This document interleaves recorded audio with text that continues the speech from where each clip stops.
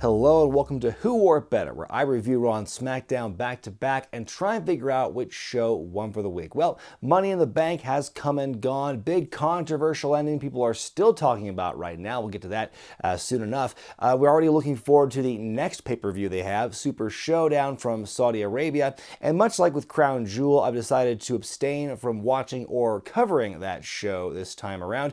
I'm trying to come up with what supplementary content I can come up with in place of Super Showdown coverage, be it some other independent show, or perhaps maybe stealing Steven Larson's idea and just doing a charity live stream for a game. That's still up in the air right now. Once I figure out what I'll be doing with that time, I will let you all know. But for right now, let's get on with the reviews. Raw begins with Boombox Brock. You know what? Seeing Brock Lesnar with the briefcase holding like a boombox, it almost makes this entire bullshit with him winning on Sunday worth it. But Paul Heyman cuts a promo in the ring, says how he is the purveyor of paranoia. The champion, Seth and Kofi, should both be extremely paranoid right now. Seth Rollins shows up and instantly asks Lesnar to cash in right now for the championship, basically trying to call Lesnar's bluff. And Heyman with a great Rocky Horror reference by talking about anticipation.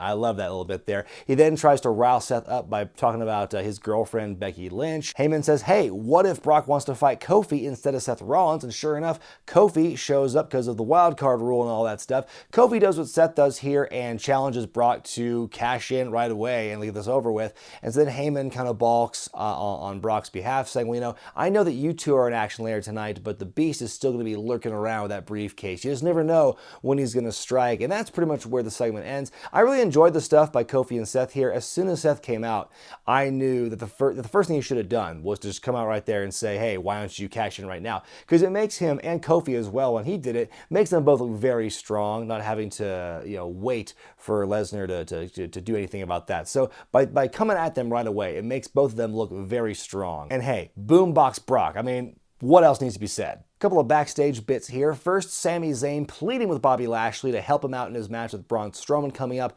Lashley gives him a hard no. Hooray for continuity. Then we get another bit with Kofi and Seth finding out that their opponents tonight are going to be Bobby Lashley and Baron Corbin. Yay for...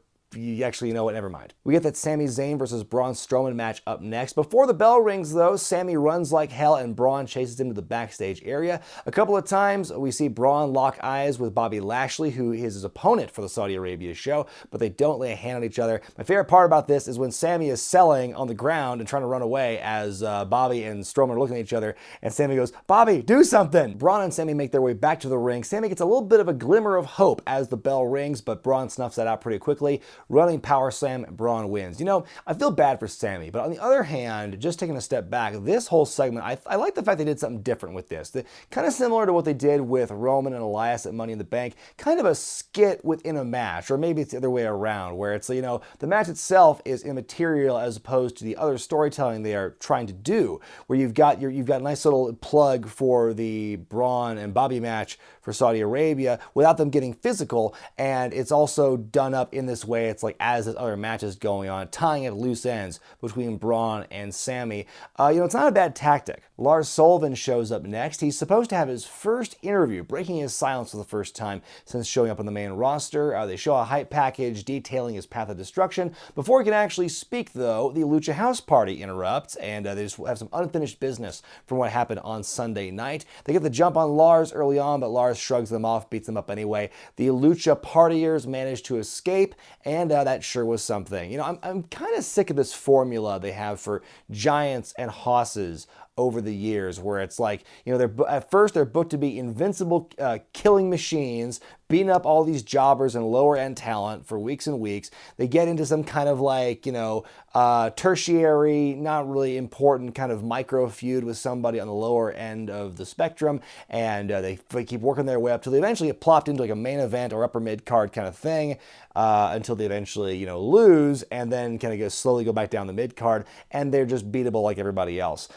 We saw this, not too long ago with Braun Strowman, and we're seeing it now with Lars Sullivan. I'm seeing a lot of similarities there. I just, I really want to go back and watch like early Kane, early Brock Lesnar, like the time, the 02-03 period when Brock, in my opinion, was in his prime and was doing his best work. I feel like going back there now with like modern eyes and watching that progression, seeing if it's the same then as it is now, and I'm just tired of it. Or maybe they were doing something different back then that kept me more interested.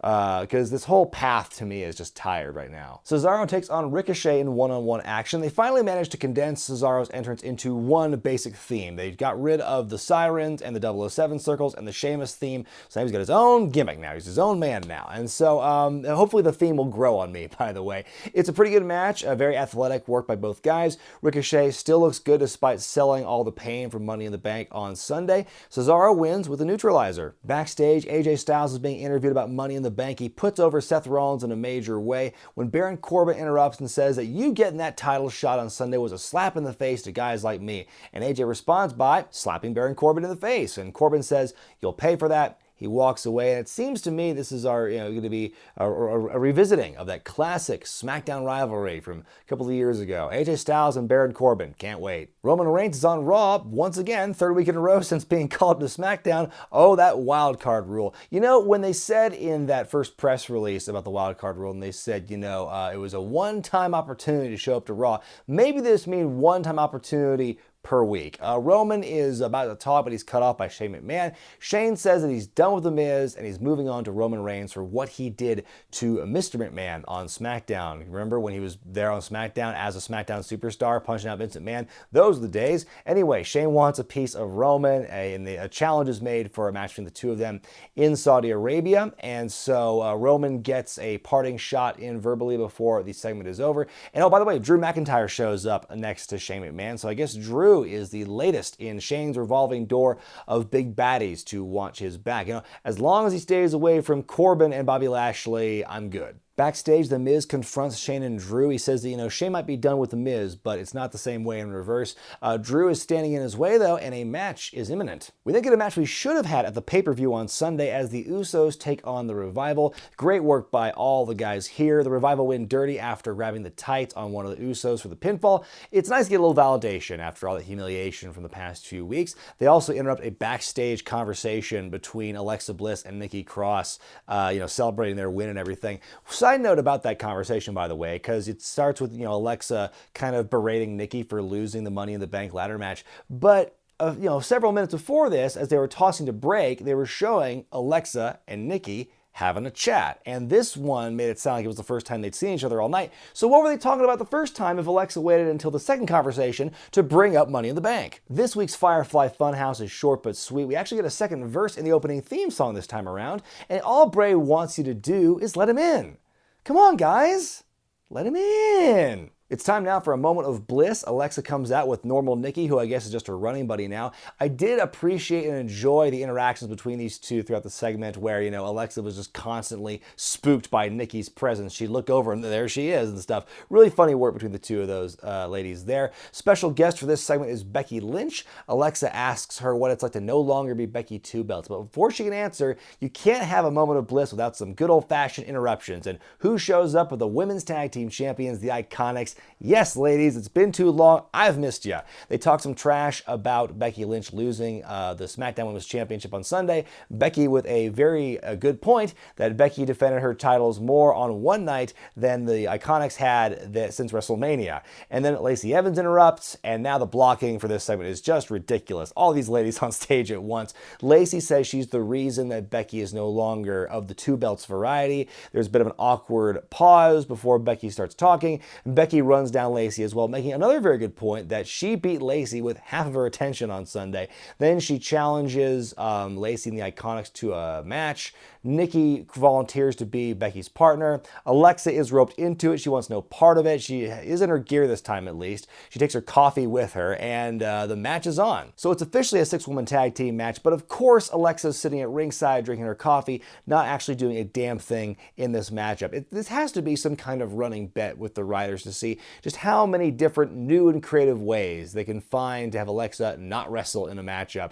Becky gets a hot tag, and as that's going on, Lacey Evans leaves her partner is high and dry. Becky wins after hitting a big leg drop on Billie Kay. I weep. Alexa tries to celebrate with Nikki and Becky, but Becky just swats her hand away, and so it's her and Nikki celebrating. More than the awkward chemistry, but in the unlikely, duo of Nikki and Alexa Bliss, I kind of want to see a kind of a running gag of Alexa constantly trying to insert herself into moments of celebration only for Becky or other people, just to kind of like shut her down at every turn. Hall of Famer Mick Foley shows up next, and they advertised on Sunday he'd be bringing out a brand new championship for WWE. So he comes out and he makes this speech about what it's like to be a champion. A very excellent segue by Foley here, where he says being a champion dominates every hour of your life. I'm talking 24 hours a day, 7 days a week. And so then he presents the brand new 24/7 championship, which is resoundingly booed. Probably for a couple of reasons. One, that name's not very good. Two, the belt design is even worse. It's actually worse than the Hardcore Championship, which a lot of people thought he was going to bring out. And the Hardcore Championship was literally a broken belt. This one is not very good. Everything about the physical nature of the belt and the name of it, I disagree with, but I love the concept, and I cannot stress this enough. He goes on to explain it's basically a defanged version of the Hardcore Championship. It's everything in the Hardcore title but name and the use of weaponry, basically. It's falls count anywhere, can be defended 24/7, and wackiness is basically guaranteed. He also says the belt, which can be defended anywhere, is eligible to be fought for on Raw, SmackDown, both the NXTs, 205 Live, you name it, it's eligible. Foley lays the belt down in the middle of the ring, and he initiates a scramble, basically. First person to really gain control of the belt will become the inaugural 24/7 champion. So you have a whole gaggle of mid-carders fighting their way to the ring, mid and lower carders, to be honest. You got Titus O'Neil, EC3, No Way Jose, Mojo Rawley, the Good Brothers, Cedric Alexander. Remember, he was getting called up to the main roster. It's the first time we've seen him on TV, I think.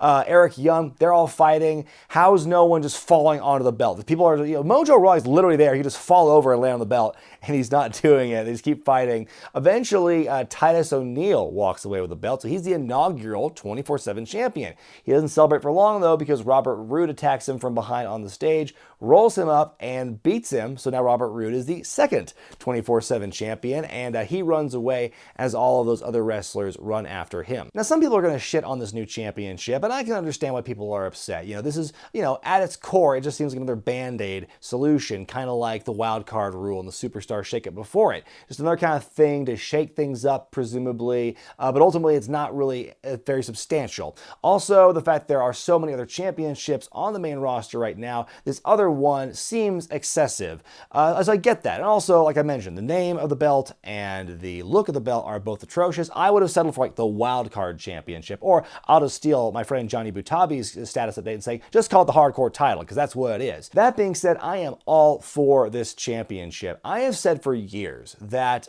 you need a lower tier championship to keep a lot of those wrestlers busy and to have something to fight for. Do you know how many people are on the main roster right now who are doing like nothing? Like not even being on main event level, nothing. A lot of people who are just lost in the purgatory right now, the main roster, with nothing to fight for, nothing to do. Yes, this is clearly a comedy belt, as we saw throughout the rest of Monday night and on Tuesday as well. Lots of humor to be had. It is a joke belt. It is, it's essentially the 24/7 hardcore championship. Even though they don't explicitly say that it's not they don't say it's a hardcore belt.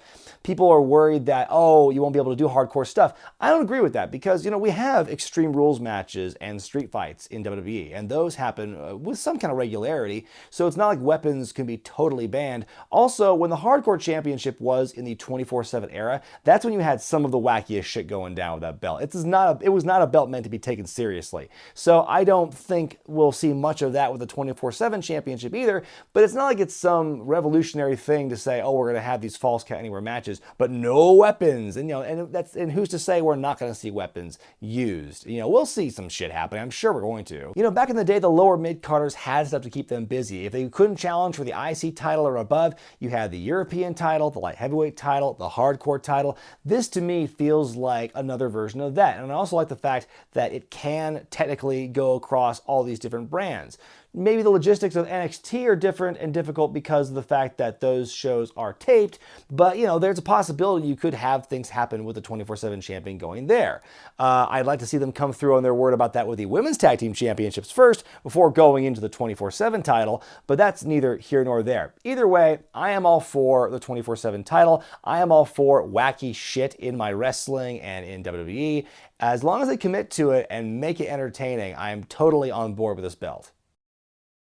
Up next, The Miz takes on Drew McIntyre with Shane McMahon at ringside. It's a pretty good match. Miz fights valiantly against both guys, really, but one more cheap shot by Shane allows Drew to win with the Claymore. And then after the match, Shane wants to put a final hurting on The Miz when Roman Reigns makes the save. He hits Drew with the Superman punch while Shane McMahon runs away. Now, whether or not this is the actual end of the Shane-Miz feud as Shane goes on with Roman, who's to say? Maybe it will bleed into one more week. I don't know. But, I mean, I think if Shane's going to keep losing to Shane, if Miz is going to keep losing, I should say, to Shane and his baddies, maybe he should stay away from them for the time being. We get a Samoa Joe selfie promo. He demands that Rey Mysterio return the U.S. Championship to him or else, aka he's going to beat up Dominic. Oh yeah, he's going to beat the fuck out of Dominic. So back to the 24/7 title for a minute. The whole third hour, Robert Roode's been running away from this Keystone Cops group of wrestlers chasing after him. Finally, he hides in the trunk of R-Truth's car,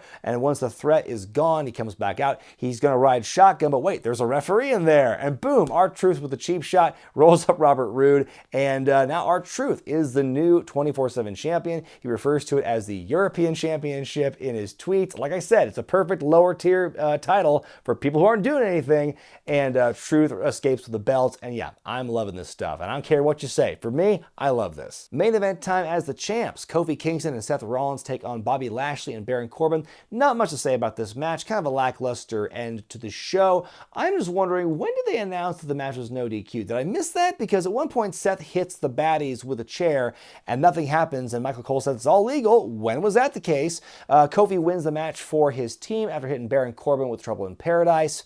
After the match, the baby faces are immediately beaten up by Lashley. Brock Lesnar appears, stalks his prey, but ultimately walks off. And we hear Heyman say that next week he's going to come back and determine who his opponent will be. So Brock is in their heads, and we just await with bated breath who Brock will challenge next.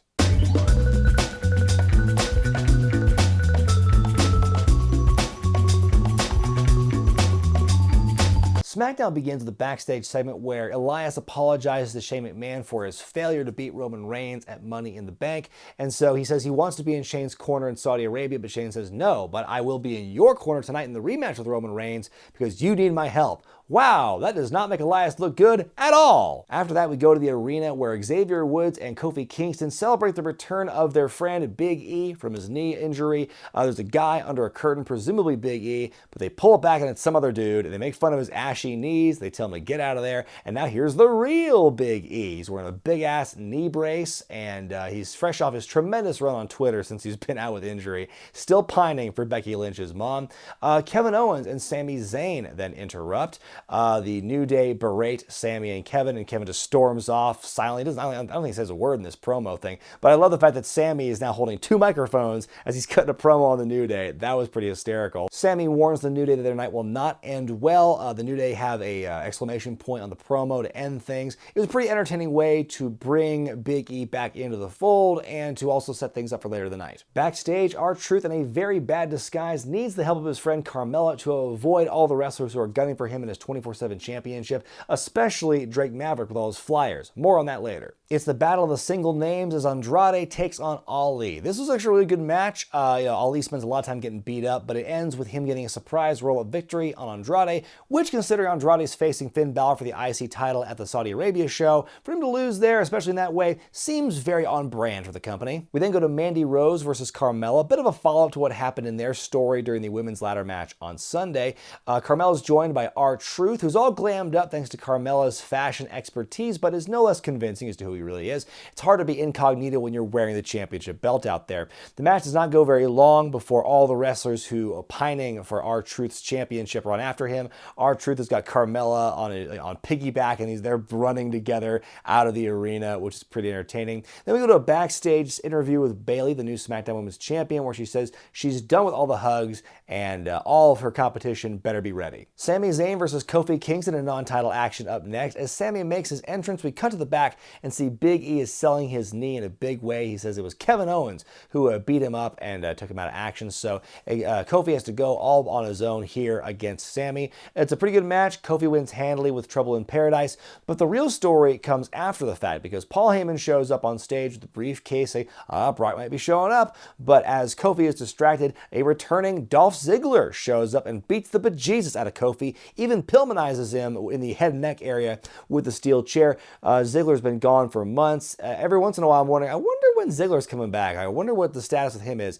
And he shows up here in a big way to beat the hell out of Kofi. It's certainly a surprise to see Dolph come back this way, and they say absence makes the heart grow fonder, or how can we miss you if you don't go away? I think this was a good thing for him to be gone for as long as he was, because I was very excited to see him back here. I think it instantly shakes up the WWE Championship program. We will see more of Ziggler later, and I'll have more of my thoughts on that. Outside the arena, Roman Reigns finally shows up to work without his bags for some reason. Thought that was kind of odd. Elias is atop a production truck and sings a ballad to Reigns, and that's pretty much where it ends. I just really liked this whole shot. It was cool composition, a unique placement of Elias. I had no problems with this bit. Some tag team action up next as Becky Lynch and Bayley, the two women's champions on the main roster, team up to take on Charlotte and Lacey Evans. Solid match here, lots of good physical action. The match ends when Bayley counters a figure 4 attempt by Charlotte into a small package for the win, which is nice except for the fact we just saw a surprise roll-up finish earlier in the show. I really think you shouldn't do that finish more than once in a show, so for them to do two of it kind of irked me. Also, it's worth pointing out that before the match began, we had kind of a backstage banter between Becky and Bayley in that they want to fight each other for the SmackDown Women's Championship, and so Becky's like, I can't wait for it. So that might be the next thing for Becky coming up. Dolph Ziggler comes back to the stage to address his grievances with Kofi Kingston. He says everything that Kofi's been through since January, replacing Ali and getting the Elimination Chamber and getting the championship match at WrestleMania and winning and becoming the champion, it all should have been him. As he's talking, you can hear him start to well up, inside. He's getting very emotional, very verklempt, starting to tear up a bit, and he's getting just like, this all should have been all for me. And when I beat him for the championship at Super Showdown, you will all admire me and love me like you do for Kofi Kingston. And this was just an incredibly good promo. Probably one of Ziggler's best promos in a very long time. I remember he cut a promo last year in his feud with Seth Rollins over the IC title. This is back when he had like the straight hair. He cut a very good promo. That's a visual I have on an episode of Raw many moons ago. This was also a very good promo, but done in a very different style, and I really enjoyed this one. One of the best promos I've heard in quite some time. What makes Ziggler so great in this role, he is completely justified in his issues with Kofi. He's like an evil version of Kofi Kingston's story, where it's like he's another guy who's busted his ass for more than a decade in the company and has not really gotten his due. He's incredibly sympathetic. Like he's a heel with a very relatable story, and you've seen his story arc over the years, but at the same time he's going against Kofi and he believes this all should be his time. So yeah, I mean, the motivation is there. Like, this is a character I can really get into, and I'm really excited to see where they go with this in the weeks and months to come. We get a hype package for the Triple H Randy Orton match happening at Super Showdown. Then it's our main event, a rematch from Money in the Bank as Roman Reigns takes on Elias with Shane McMahon in his corner. It's certainly a more competitive match here than it was on Sunday. They put in their working boots on for this match too. It's a very good one. The match ends when Roman avoids a guitar shot, hits the spear on Elias to win. We see Roman and Shane scrapping for a bit in the ring until Drew McIntyre shows up to claymore Roman Reigns, so the baddies stand tall, and that's pretty much how the show ends. And I'm really interested to see where this is going with Shane having his, like I said earlier, his revolving door of goons to do his dirty work for him, across brands, it seems, in his battle with Roman Reigns. How far will this go in Shane's trajectory, his story arc in the company for the time being? It is, even though I'm not going to watch the show, I think it's still a very good build to their match in Saudi Arabia between Raw and SmackDown. Time now for me to decide which show won for the week, Raw or SmackDown. And now, last week, it was debatable as to whether or not SmackDown really won that week. Some people argue Raw had the better go-home show, and I understand that. But I think in this week's case, it's not really up for debate. I think SmackDown wins. It's just a more complete show. I think it was a more entertaining show, better use of its time. There weren't anything really abysmal or awkward, like, say, Moment of Bliss or Lars and the Luchadors. I think that, again, I will say this again, the 24/7 championship, even though the name and the look of the belt I'm not 100% fan of, I think I am totally on board with the concept of it, because those lower tier guys need something to do, and that belt is going to be it, and I can't wait to see what kind of wacky hijinks can ensue with that. I think they can pull off a 24/7 hardcore championship without necessarily going full hardcore. We will have to see where that ends up. I think one thing worth talking about, worth complimenting both shows is how much they are really working on the backstage production, how shots are done and how things are blocked out. Whether it's in a match or whether it's just a backstage segment, their segues, and their movements and this stuff, and the way they're being directed and produced, I'm really in favor of this. It's been really subtle, but now I'm really noticing it a lot. I'm really enjoying it, just from an aesthetic point of view, and the way they're kind of layering things. There's a bit of overlap with certain bits now because of this, and I think that it's definitely worth praising both shows for this. I think if they keep building on that as the weeks go on, then maybe, hopefully, other aspects of this show will improve and evolve as well. But for the time being, I'm really enjoying what they're doing with the backstage stuff. Let me know what you thought about Raw and SmackDown this week in the comments section below, and vote on which show you thought was better by going to the iCard in the upper right-hand corner of your screen. Later this week, I'm going to Las Vegas for StarCast and Double or Nothing weekend. AEW's maiden voyage officially begins this Memorial Day weekend in Sin City. I cannot wait. I'll be putting out lots of content. I'll be producing lots of content during the weekend, and you'll be seeing that in the weeks to come. But until then, I'm Brian Zayn, and I'll see you next time.